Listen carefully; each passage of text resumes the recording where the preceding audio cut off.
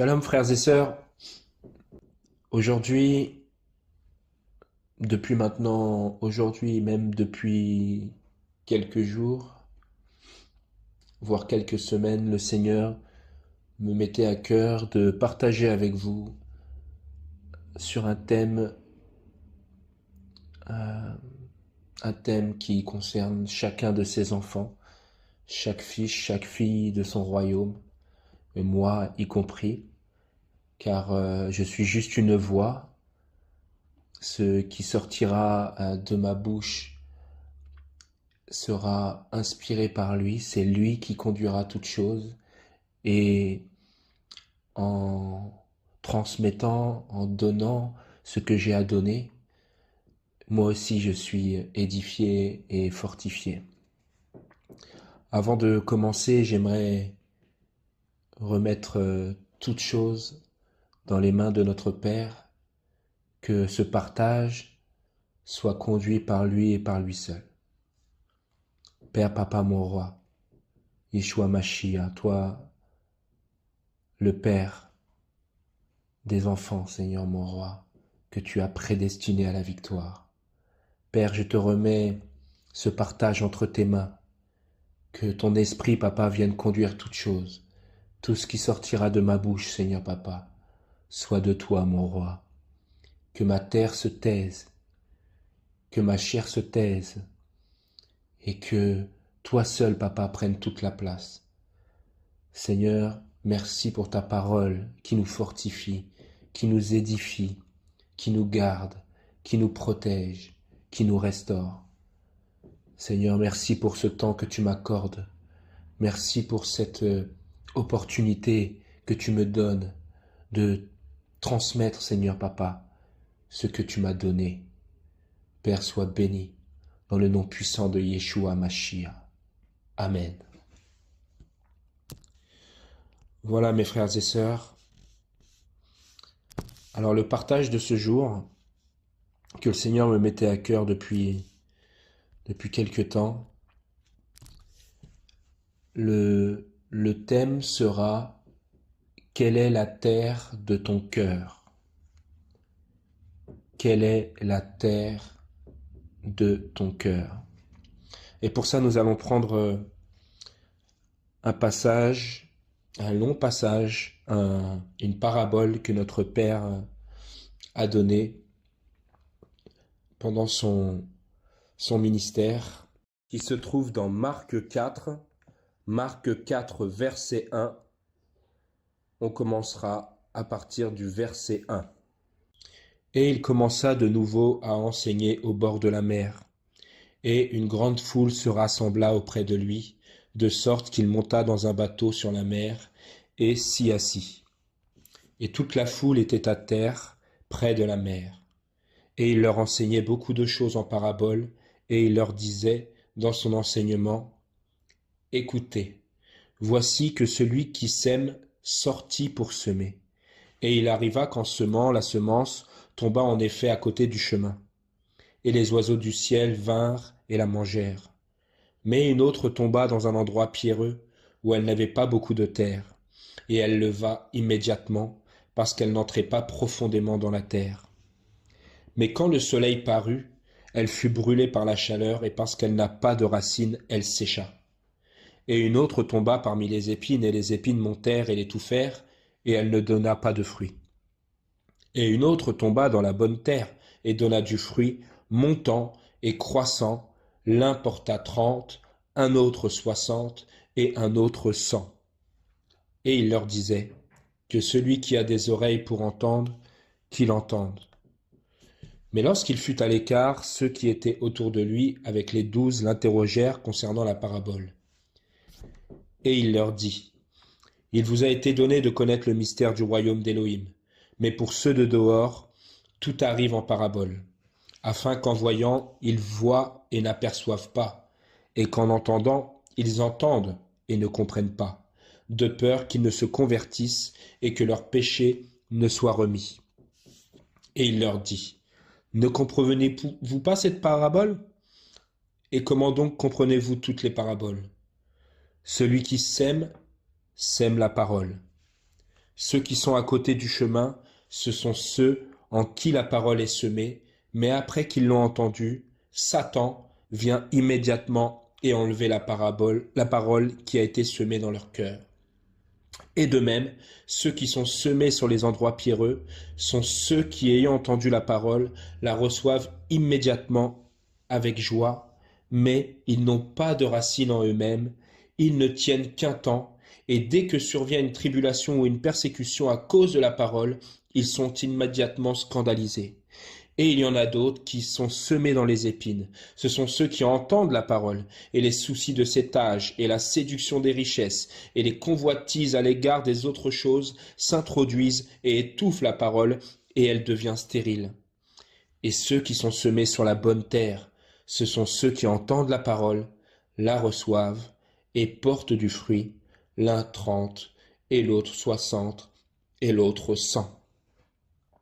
Alléluia.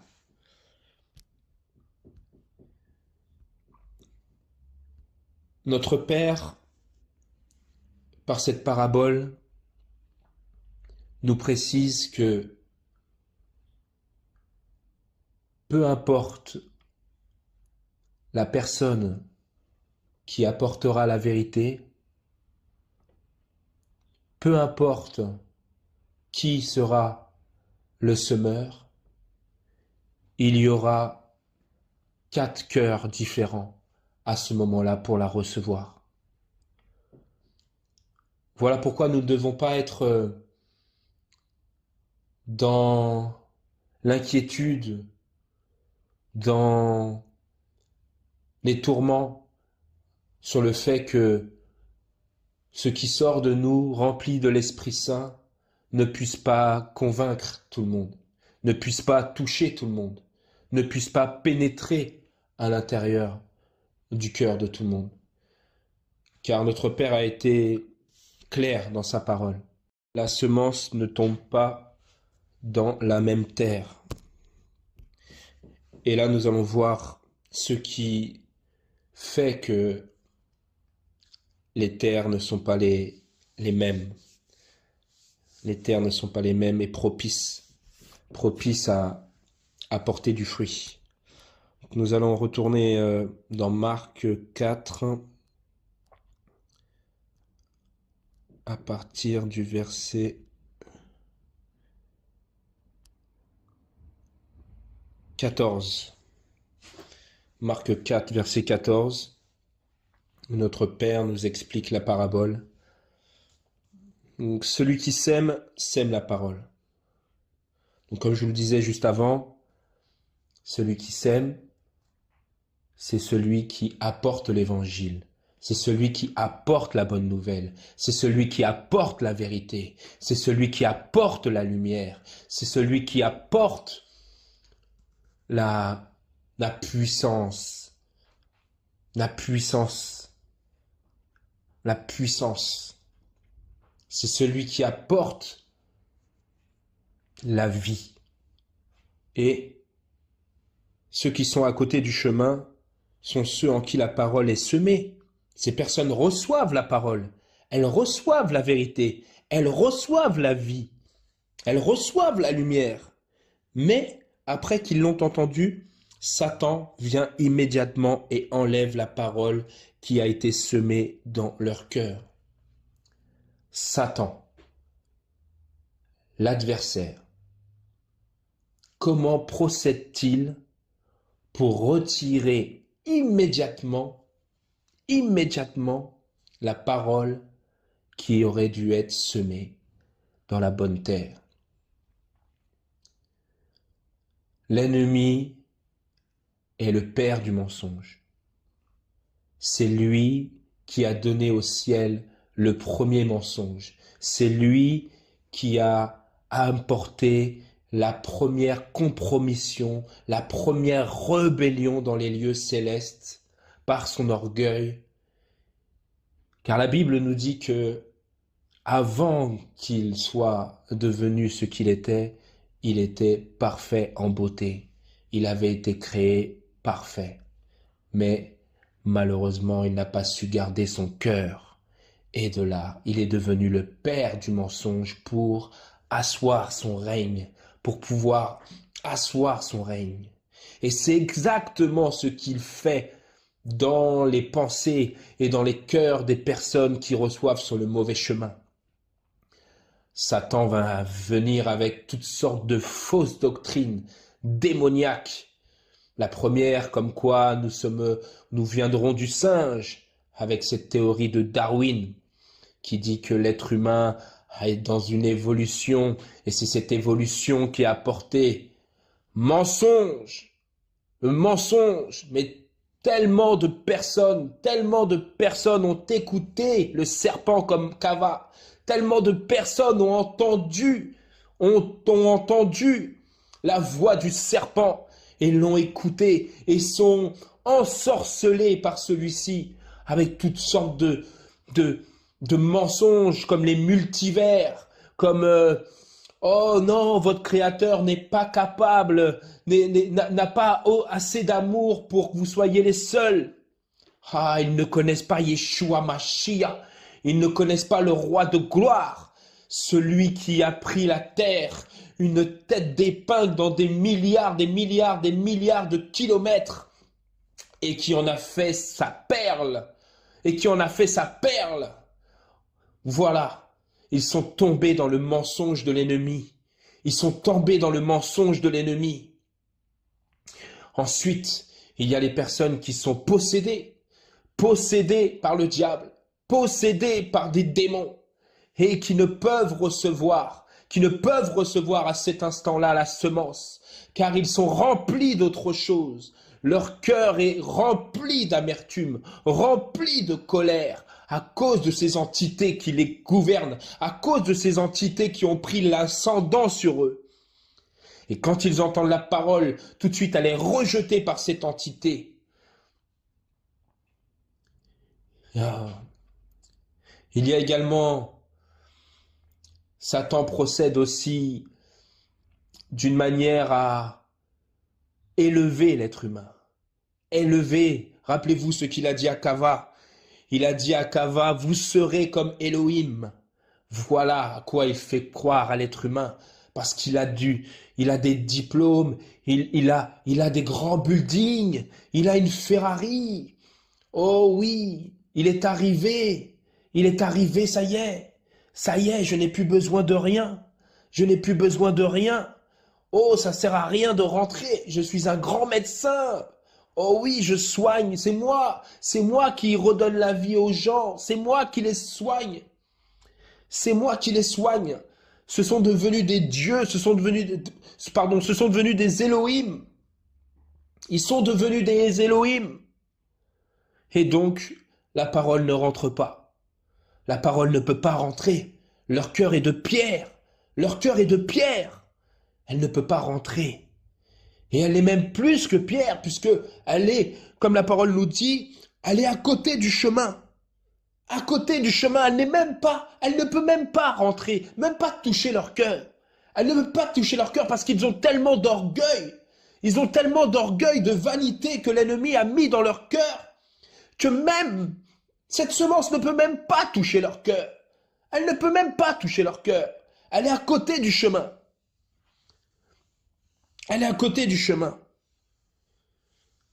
Et là, l'ennemi vient tout de suite retirer ce qui aurait dû être planté.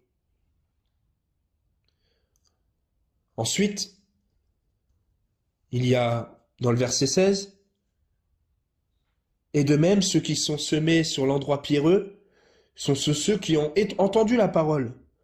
Ils la reçoivent immédiatement avec joie. Mais ils n'ont pas de racines en eux-mêmes. Ils ne tiennent qu'un temps, et dès que survient une tribulation ou une persécution à cause de la parole, ils sont immédiatement scandalisés. »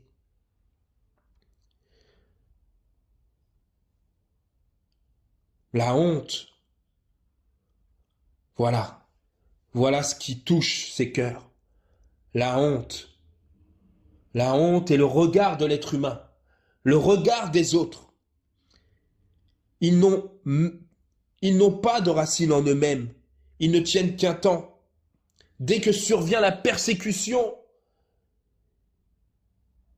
ils tombent.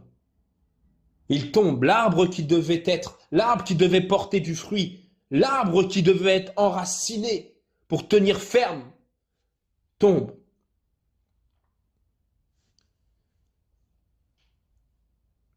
Ils ne tiennent qu'un temps. Quelques petites bourrasques. Au début, on se dit oui, oui, je vais tenir, je vais tenir. Mais le vent devient de plus en plus fort, les combats deviennent de plus en plus forts, les persécutions deviennent de plus en plus fortes. Et si tu n'es pas attaché, si tu n'es pas attaché au roi des rois, si tu n'es pas attaché à lui, oh, car que nous dit la parole? Que nous dit la parole dans Matthieu 22, verset 37? Tu aimeras le Seigneur ton Elohim de tout ton cœur et de toute ton âme et de toute ta pensée. Voilà ce qui fait que nous sommes enracinés. Voilà ce qui fait que nous soyons plongés. Plongés. C'est quoi? C'est quoi qui fait que nous sommes enracinés? C'est quoi qui fait que nous pouvons tenir? C'est d'aimer notre Créateur de tout notre cœur. Et là, nous avons qu'une envie, c'est de plonger, de nous enraciner dans cet amour, d'aller puiser l'eau intarissable qu'il a promis à la Samaritaine. C'est dans cette eau que nous voulons nous plonger, être immergés, être enracinés. Et si tu n'as pas cet amour pour le Créateur, si tu n'as pas cet amour juste pour qui il est, parce qu'il a dit « je suis », il a dit « je suis ». Si tu aimes le Créateur pour ce qu'il va te donner, si tu aimes le Créateur parce qu'il a quelque chose à t'offrir, si tu aimes le Créateur parce que tu as besoin de reconnaissance, si tu aimes le Créateur parce que tu as besoin de soutien à ce moment-là, tes racines vont s'émietter, tes racines ne vont pas tenir car elles ne seront pas plongées dans le cœur du Père. Elles ne seront jamais plongées dans le cœur du Père. Et quand viendra les attaques de l'ennemi, quand viendra les tribulations, quand viendra la peine, le doute, tu t'effondreras. Tu t'effondreras parce que tu ne seras pas enraciné. Et c'est ce qui se passe dans cette parabole par rapport à cette deuxième semence. La personne n'étant pas enracinée, ne pouvant pas, nous savons que la nature, nous savons que la création de notre papa nous enseigne que font les plantes pour grandir, pour croître.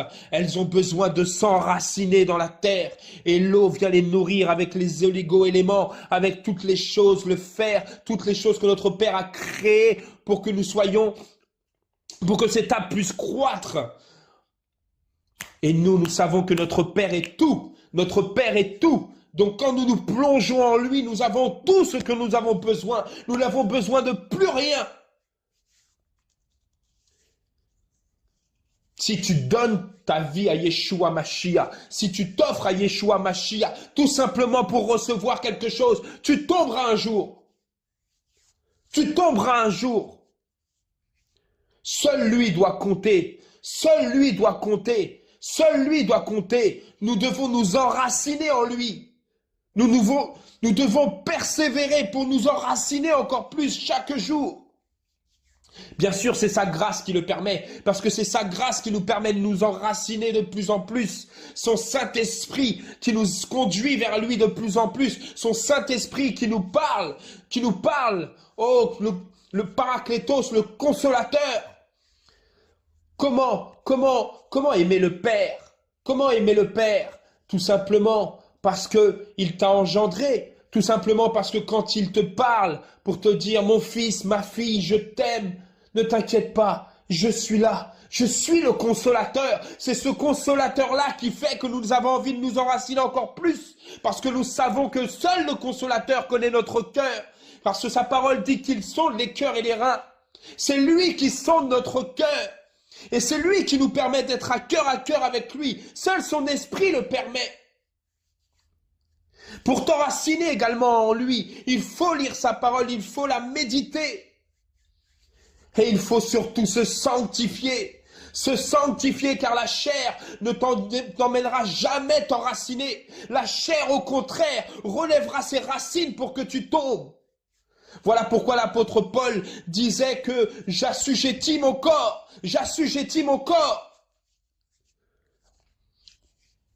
Si nous n'assujettons pas notre corps, qui est comparé à un arbre dans la parole, qui portera du fruit, celui-ci va s'émietter, celui-ci va s'écorcher, l'écorce va tomber, il va être mort de l'intérieur et il va tomber parce qu'il n'est pas enraciné dans le Saint-Esprit.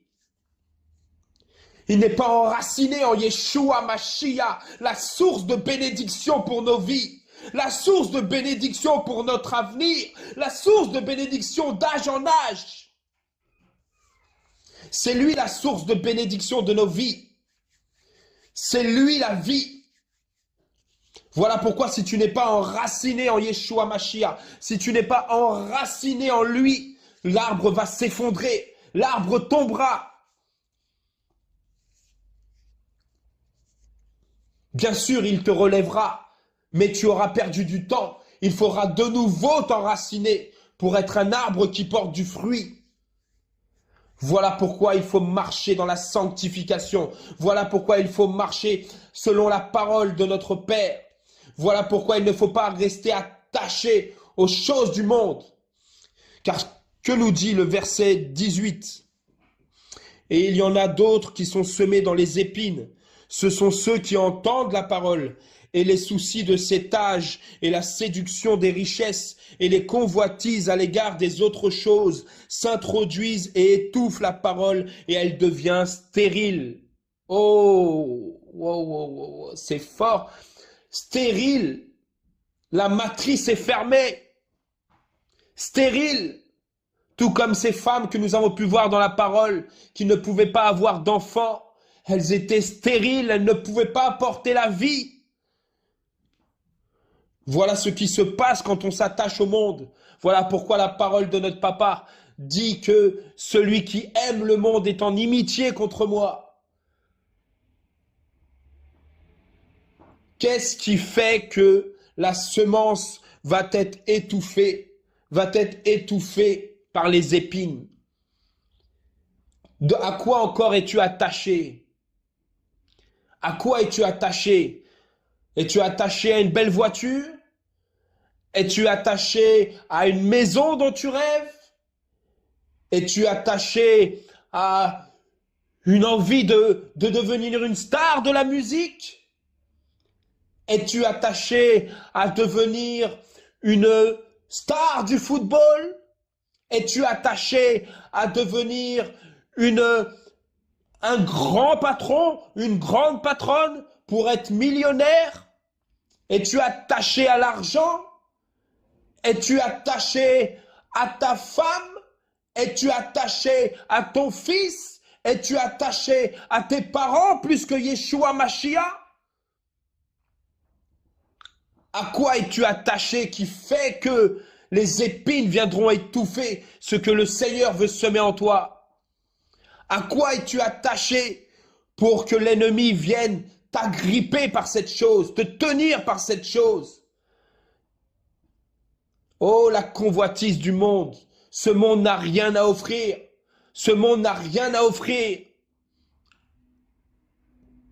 Il va t'offrir pour un temps, oui. Il va t'offrir pour un temps, mais un jour où j'étais en prière, je parlais par rapport à quelqu'un dans mon travail qui, un jour, a été touché par le fait de devoir faire de la chasse aux canards. De la chasse aux canards. Et le Seigneur m'avait conduit à prier pour cet homme, pour que le Seigneur le touche. Et le Seigneur me disait, il essaye de combler un vide qu'il ne pourra jamais combler. Voilà ce qui se passe quand nous sommes attachés au monde, attachés aux choses de ce monde. Nous essayons de combler un vide que seul Yeshua Mashiach, seul Jésus-Christ peut combler.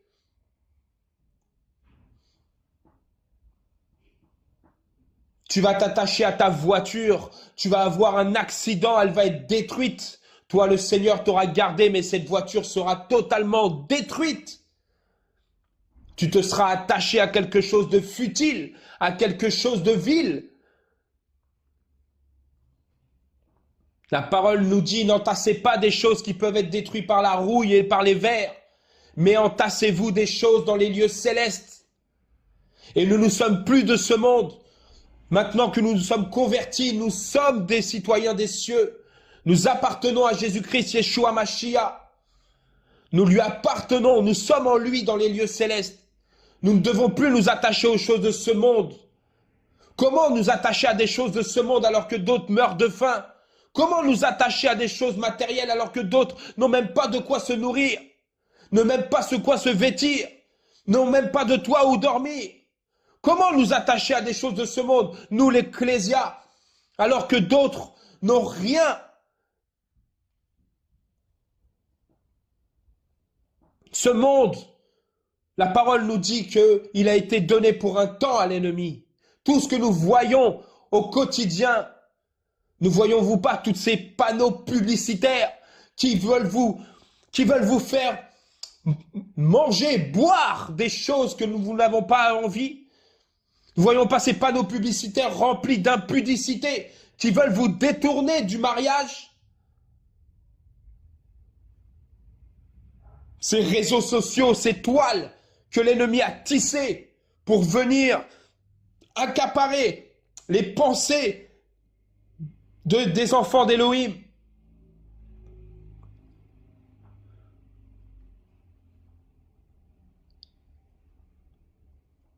Ce monde n'a rien à nous offrir de bon. Ce monde est amené à disparaître. Le Seigneur a dit dans sa parole qu'un jour il dira « Je fais toutes choses nouvelles ».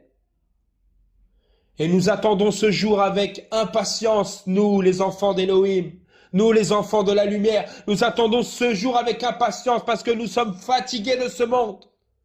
Nous sommes fatigués de voir tant de gens qui souffrent. Nous sommes fatigués de voir tant de gens qui ont besoin de soutien, à laquelle on ne peut pas toujours apporter. Nous sommes fatigués de voir ces tueries. Nous sommes fatigués de voir ces hommes qui courent après des choses futiles. Mais nous savons aussi pourquoi il y a aussi cela. Parce que dans la parabole du blé et de l'ivraie, nous savons qu'il y a les deux semences et que nous devons vivre avec cette semence, notre adversaire, l'ivraie qui essaye de nous étouffer. Toi qui écoutes cette parole, qui n'a peut-être pas encore donné ta vie au Seigneur, toi qui ne sais pas l'amour du Père pour toi, toi qui ne sais pas la richesse, le trésor qu'il est pour nous.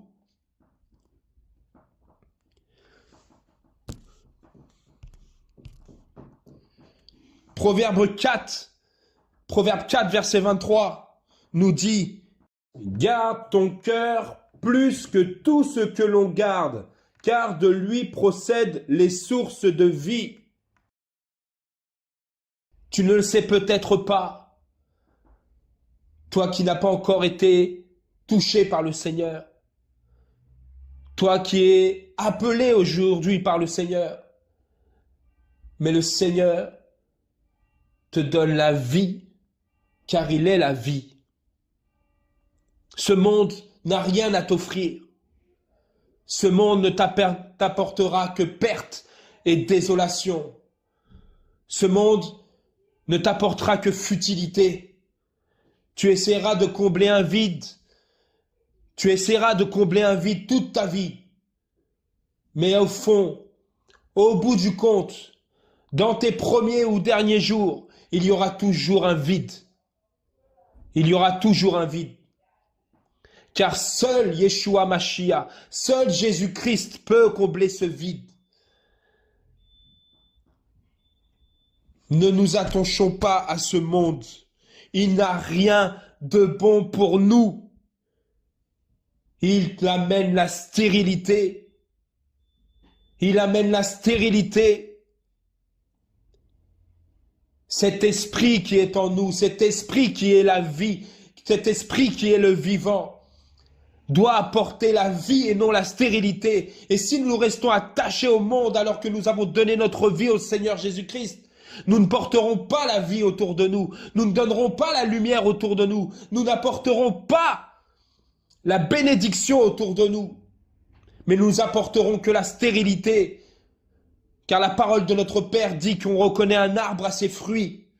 On reconnaît un arbre à ses fruits et nos fruits seront flétris, nos fruits n'auront aucun goût, nos fruits n'auront aucune bénédiction pour les autres.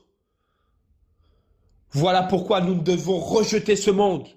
Voilà pourquoi nous devons être dans ce monde, mais ne pas être dans ce monde. Nous sommes le sel de la terre, nous dit la parole. Nous sommes la lumière de ce monde.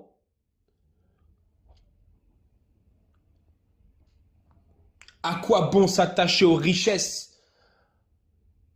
Ecclésiaste disait, à quoi bon amasser des choses qui vont être données à quelqu'un d'autre? À quoi bon? Je préfère donner la vie éternelle, c'est-à-dire être l'instrument inutile parce que je suis esclave de Yeshua Mashiach. Je suis un instrument inutile, mais je préfère donner la vie que la stérilité.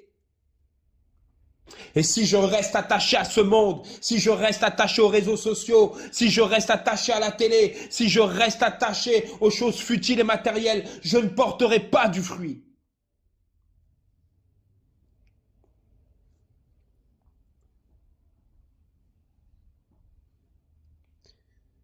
Nous clôturerons avec le verset 20. Et ceux qui sont semés sur la bonne terre sont ceux qui entendent la parole, la reçoivent et portent du fruit. L'un 30, l'autre 60 et l'autre 100. Ce sont ceux qui entendent la parole, la reçoivent.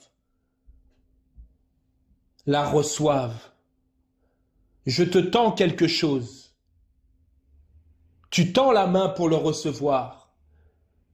Si au moment où j'allais te tendre les choses, je la lâche et que tes mains ne sont pas là, la chose va tomber et se briser. Entendre la parole et la recevoir, c'est la mettre en pratique. C'est j'ai reçu quelque chose, je la mets en pratique.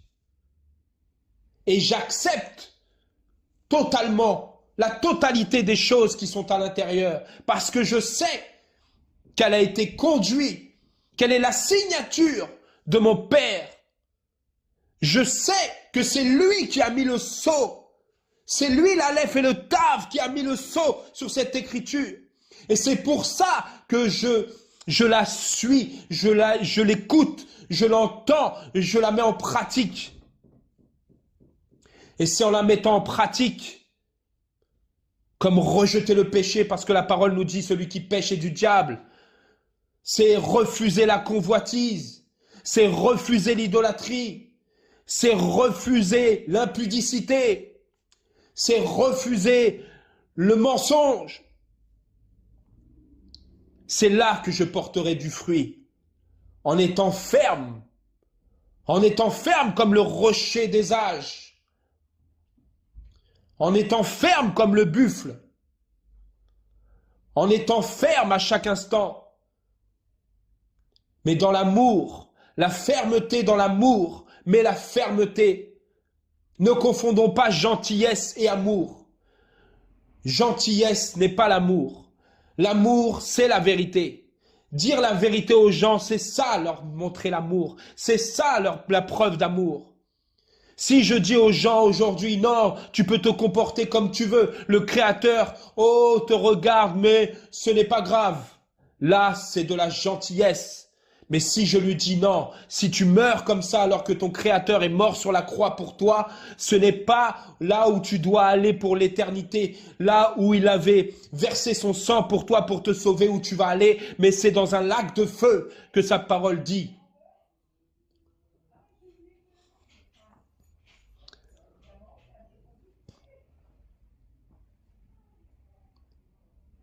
Mettons en pratique cette parole qui est esprit et vie.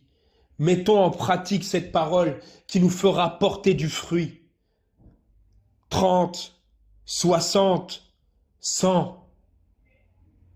Soyons attentifs. Soyons dans l'intimité avec notre Père. Soyons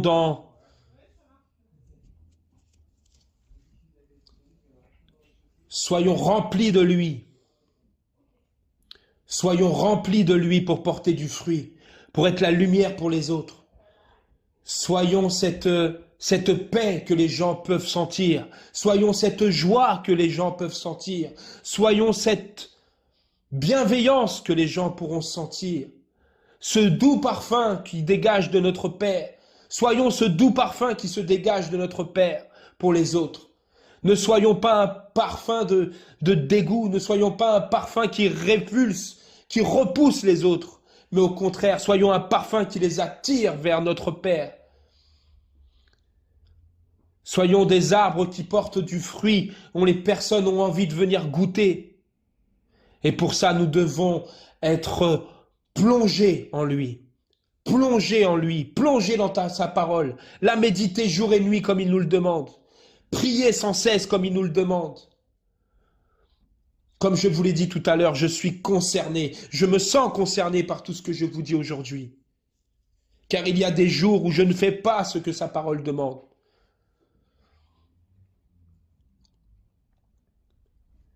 Mais par sa grâce, nous y arriverons. Par son soutien, nous allons y arriver. La seule chose qu'il nous demande, c'est d'être sincère et fidèle. La seule chose qu'il nous demande, c'est de ne pas être des hypocrites. La seule chose qu'il nous demande, c'est d'être en cœur à cœur avec lui. Car il a dit dans sa parole, là où sera ton cœur, sera ton trésor. Et notre plus grand trésor, c'est notre Père qui a donné sa vie pour nous. En devenant fils. En se faisant fils, comme dit 1 Timothée 3,16. Il s'est fait fils, il s'est fait chair pour nous. Cette parole qu'il est, cette parole qui est sortie de son cœur est devenue chair pour nous.